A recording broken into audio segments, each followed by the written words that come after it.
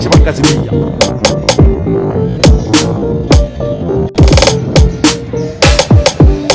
Ok? Já vou abrir o sufetar.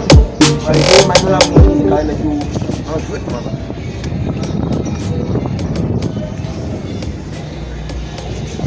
Oh, comment ça va là?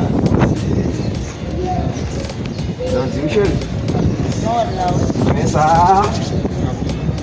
C'est pas une cause m'a expliqué. Dem dia lá, na música mais como é. O mano é que paga. A tu vale. E cuida né? E galera. Sai pra ver? Je vais battre ça. Là, me garder vieux, je regarde Michel. Michel.